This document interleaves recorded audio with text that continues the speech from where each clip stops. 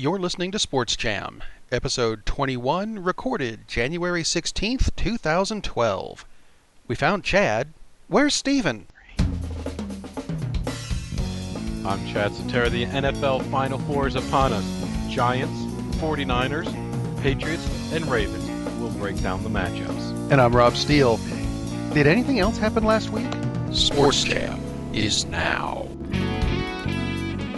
We are running a short-handed edition of Sports Jam this week. We have a excessive penalty on Stephen Peffer this week. Stephen is still celebrating and letting everybody know how he's celebrating the national title of Alabama over LSU.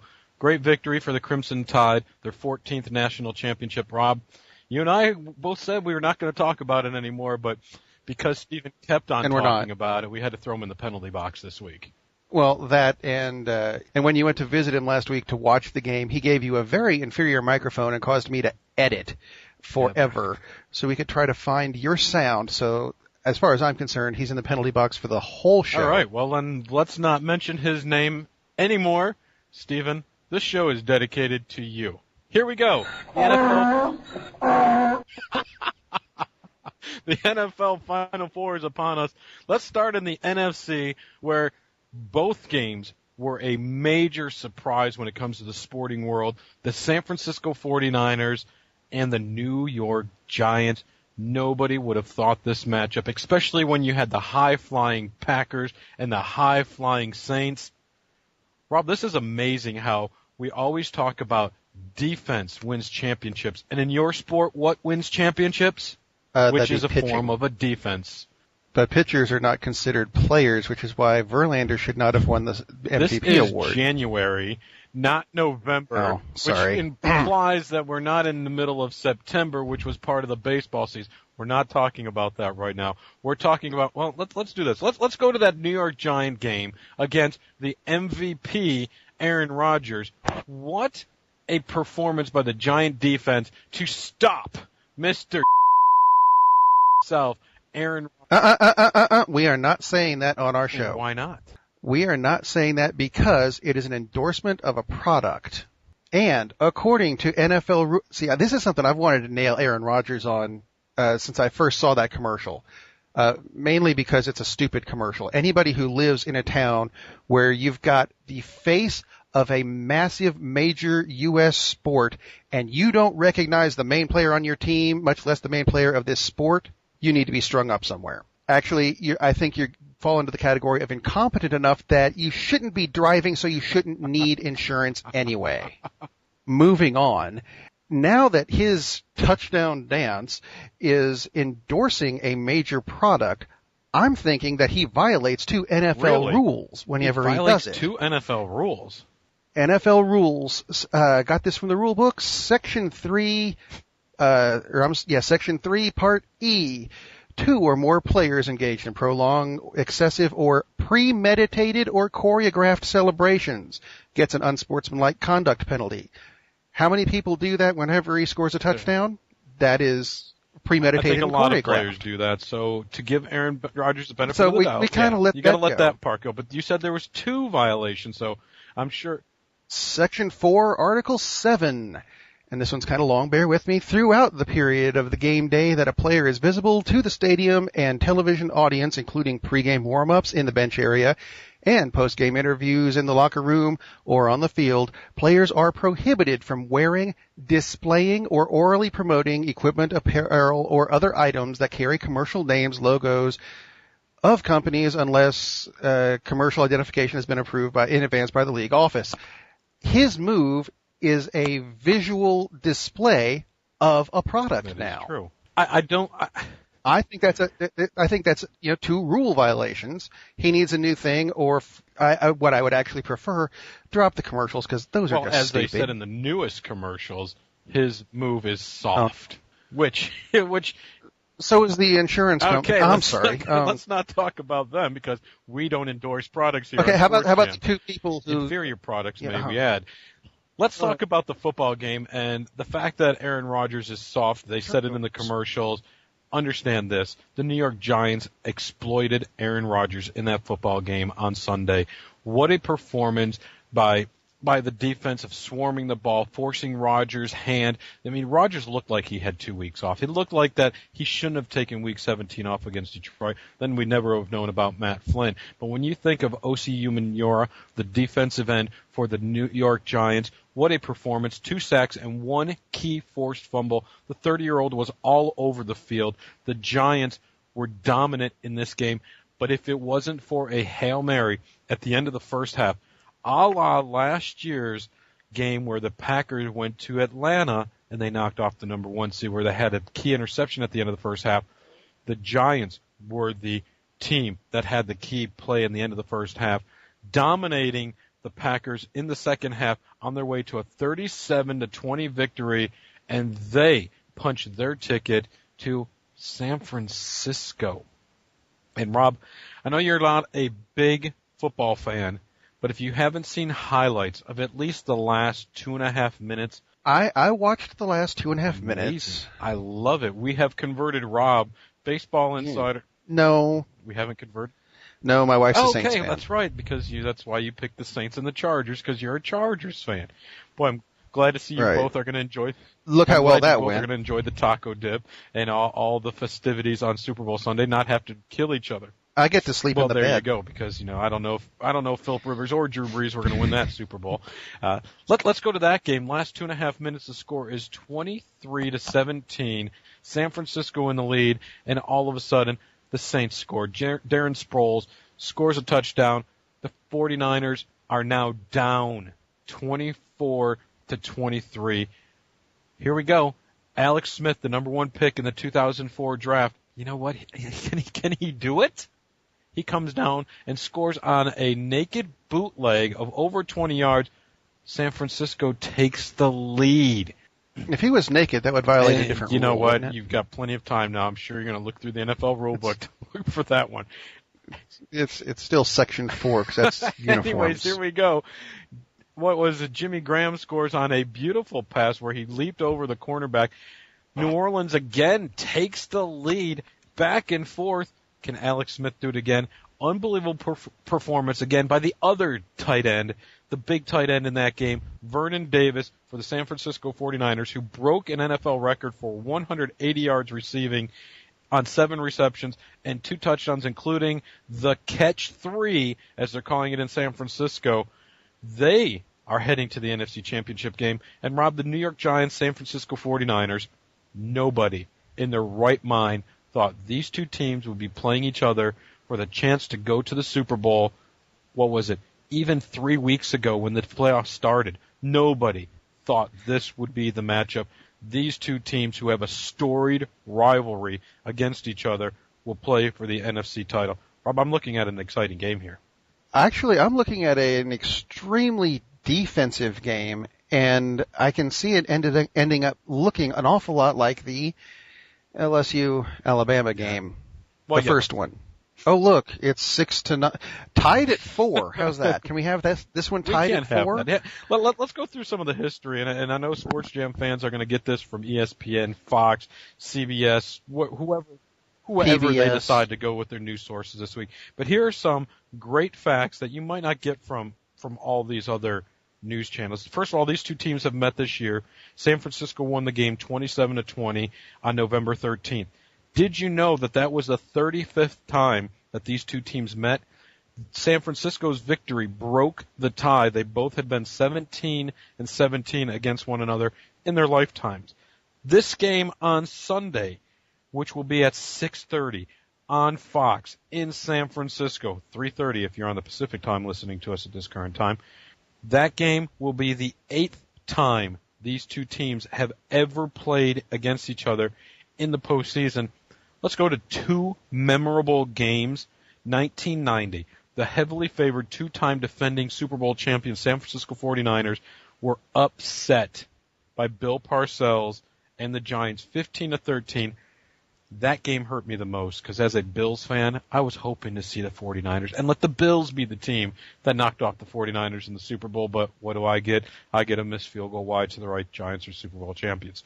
Anyways, I digress. 2002, up 38-14 in the third quarter. The New York Giants in the wild card game are cruising there's where the catch-2 comes. Terrell Owens, 39-38. What a comeback. Down by 24. They scored 25 points to win the game.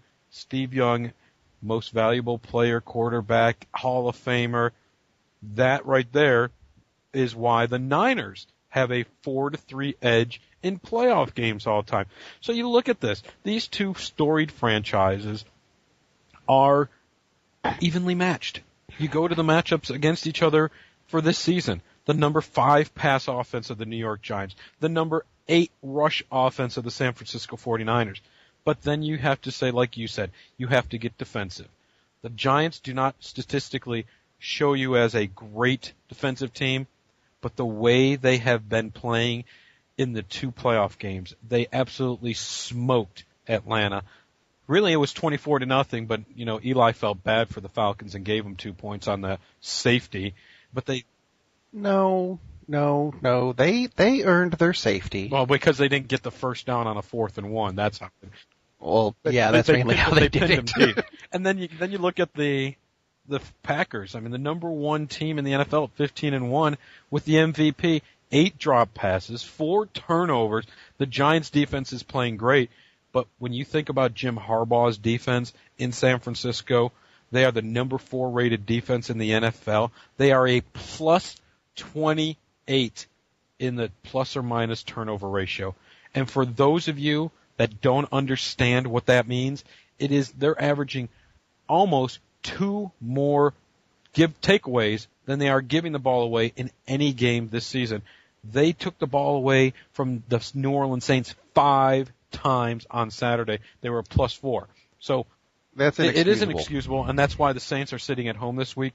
The 49ers and the Giants, it's going to be, like you said, a defensive battle. If you have to go offensive, Eli Manning and that offense of the Giants is the better offense.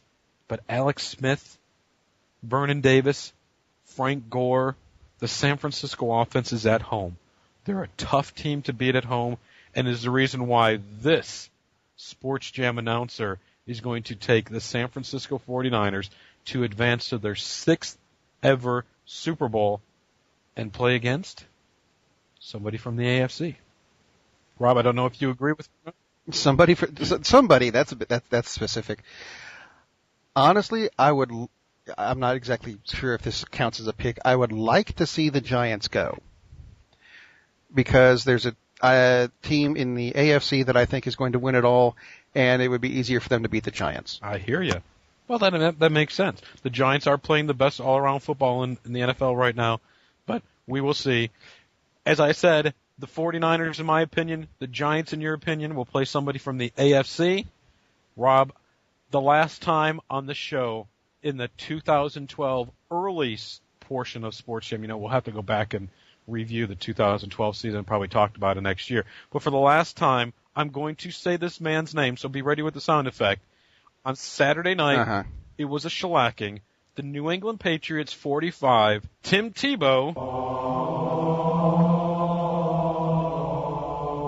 and may your season rest in peace, Mr. Tebow, and the Denver Broncos scored 10.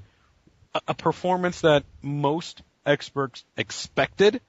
I thought Denver had a chance, but when the Patriots scored a touchdown in the first 2 minutes of that game, I knew it was over. And then Tom Brady just went off in that first half. 5 touchdown passes, which is an NFL record in the first half. He tied an NFL record with 6 touchdowns in the game. Heck, a tight end arrived. Oh, wait, he's been there. But a tight end arrived as a running back. First of all, Rob Gronkowski, 10 receptions, 145 yards, 3 touchdowns. He's a stud. We know it. And he's absolutely showing everybody that he knows how to do it, too. And the other tight end, who everybody has forgotten, but was actually considered to be a better tight end last year as a rookie, Aaron Hernandez, 4 receptions, 55 yards, a touchdown. But here's the kicker. Aaron Hernandez lined up in the backfield, 5 carries, 61 yards. New England is going to come at the Baltimore Ravens, who is the other team. We'll talk about them in a second. They're going to come at them with the most explosive offense left in the NFL playoffs. The number 2 pass offense. I mean, they're unstoppable when it comes to saying how many weapons they have, except They don't have a great running game with a running back, but now that you see a tight end in the backfield, this team is scary. And I'm not a New England Patriot fan. You know that. Well, one would think. But my team still did win the Super Bowl on September 25th because we did beat the Patriots and ended that streak. But that being said, the team is sick. They're built to win the Super Bowl this year. You can tell it. They were 17-0 in 2007 at this point going into the AFC Championship game against your San Diego Chargers. Yet, to me... Yeah, thanks for bringing that up. But honestly, you look at this Patriot team, they're a better team this year. I mean, they don't have the downfield attack in Randy Moss, but they're a better team. They don't need it. They are a considerably better team. They are who we say they are, and they are a good team offensively. The suspect, although... One last note for this game that I want to throw out. They announced today that Denver's quarterback will be the starting quarterback next year. So we get to hear more sound effects. We will not play them anymore at the show. Not saying it. I'm not saying it either. The suspect for the New England Patriots is their defense. Yes, they shut down the Broncos to only 10 points. It's the Denver Broncos, for crying out loud. They are a horrible passing offense. So now they get to play host to the Baltimore Ravens. 13-4 on the season. A team that, they were handed 14 points against the Houston Texans. They won the game 20-13. A lot of people are sitting there saying, if those two turnovers don't happen, it's the Texans and the Patriots. You know what, experts? Here's what I say. Play the game from start to finish, and if you get breaks, you take advantage of breaks. And that's what the Ravens did. I'm sorry Jacoby Jones decided to try to field a punt inside his 10-yard line after a bounce with a player right in his face. It's not my fault. The Ravens took advantage of it. That's why they scored their first points. The Ravens played great defense in the second half. They absolutely stuffed T.J. Yates. They caused them to have 4 turnovers. Boy, isn't that something that the Giants did? Isn't that something that the San Francisco 49ers did? Is they caused turnovers? That's what the Ravens do. And when you have a player like Ray, and they are very good at it. They are the number 3 defense in the NFL. They only give up 16.6 points per game. But interesting fact in this one, they get after the quarterback. And it has been known that if you get pressure on Tom Brady, you get your hands up, and you stuff the receivers at the line of scrimmage, which Welker's going to have to fight it off. And yes, they've got 2 great tight ends in Hernandez and Gronkowski, but the Ravens will put their hands in their faces. They will chuck them at the line, and their defense could be what Tom Brady doesn't want to see. They were hoping for the Texans, who equally has as strong as the defense, but 48 sacks with normally a 4-man pass rush, which allows you to keep 7 men back, is why the Ravens are in this championship game and why they give the New England Patriots fit. Rob, do you want to know some facts? Sure. The Baltimore Ravens, in their storied franchise since 1996, when they moved from Cleveland to Baltimore, have beaten the New England Patriots how many times? 7. Wrong. I was going to guess. I think they've only played 7 times. See? They have played. I got one number right. The New England Patriots 1 time, and that victory was on January 10th, 2010. It was that sounds like a playoff game. Playoff game. Glad you caught that one. This game was the first loss for the New England Patriots at Gillette Stadium. The New England Patriots, as you know, they were rolling through the playoffs. They made it 2002, 3, 5, 7. They were the team of the decade, and then they get the home game against the Ravens, and the Ravens exploded for 24 points in the first quarter, led by 234 yards rushing from Willis McGahee, who the Patriots just saw, and Ray Rice. A performance that allowed the Ravens to move on to the next round and allowed the Patriots and all of us to think that the Patriots are vulnerable. That, to me, is what the memory is that you have to see here, is the Ravens can go up to New England. They can go up to Foxborough. They can win this game. Keys to victory for both teams. Go ahead. Defense. The Ravens can pick it up, punch up everything. It's a playoff game. That's exactly what they do. And when you think about it, that's the thing. John Harbaugh, the head coach for the Ravens, has built this team for this day. They're an older defense, but they're still as aggressive as they were 2 years ago when these teams played in the playoffs then. They're nasty. A lot of people don't like Ray Lewis. A lot of people don't like Ed Reed. Those two players... Everyone hates on Joe Flacco. Joe Flacco just has to be mistake-free. That's all he has to do. The keys to both teams winning this game. For New England, they got to start fast. They got to finish strong. They have to win that turnover battle, which, at a plus 17 on the season, they've done a very good job of it this year. The tight ends, you get those guys going. Protect Tom Brady. Hey, if you can protect him, don't get the hands in the face. He'll have all day to pick them apart, and they have to slow down Ray Rice. For the Ravens, they have to keep Brady off the field. And how do you do that? You run with Ray Rice. He has to be the man all day long. Joe Flacco, let him have a couple dump-off passes. Give him a couple outs to Torrey Smith and Quan Bolden, and let Ray Rice use some screen passes. Get Joe Flacco confident in this game. Him and his, about a 20-foot goatee that everybody seems to have in Baltimore. It's kind of quirky looking when you look at all the signs and see the kids that have their faces painted like Joe Flacco's goatee. It's kind of nasty, but the Ravens, the biggest key, though, is to get that pressure on Tom Brady. I, in my personal opinion, hate picking this game because the Patriots are that good. The Patriots should win this game. They are the best team left in the playoffs, except defense. They're the only offensive team left in the playoffs, and the other three are big D teams. And D has won everything so far. And you know what? Last year it was an exception to the rule. Green Bay didn't have the greatest defense, and they beat a defense in Pittsburgh. We're not at the Super Bowl stage right now. We are in the AFC Championship game, and my humble opinion, I don't want to say the Patriots are going to win, so I'm going to pick against them because I dislike them that much. Do I think they should win? Yes. Do I think everybody's going to pick them to win? Yes. Do I think defense wins championships? Yes. Do I think the Ravens' offense is good enough to win? No. But their defense is good enough to win. I'm going to pick the Ravens. It's going to be a squeaker. I'm going to pick them 27-24. I want to see the Ravens and the 49ers, the battle of the Harbaugh brothers for the title. It would be, wouldn't it? Hadn't thought about that. Hadn't thought that far. You've got the Giants. Who do you have in this game?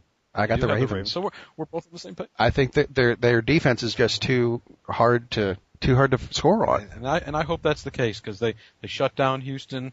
TJ Yates is no Tom Brady, but the Baltimore Ravens are still the Baltimore Ravens, and that's the ticket behind it. It's going to be a great football weekend. Obviously, we've gone through this entire Sports Jam episode talking about the AFC and NFC championship games without our little buddy Steven, who is still in the penalty box and will remain in the penalty box throughout the remainder of our quick NFL notes, which I've got notes, so just thought I'd like to throw that one at you. Yeah, but next week we're going to come back strong with other stuff. But before we head into next week, Rob, I've got something. It's my shortened version of Chad's NFL triple-double. Rams' new head coach, Jeff Fisher, might have 2 reunions. Yes, I said 2 reunions for the former head coach of the Tennessee Titans. He is going to possibly reunite with his former defensive coordinator, Greg Williams, who is currently the defensive coordinator for the New Orleans Saints, who gave up a lot of yards and a lot of points at the end of the game against the 49ers.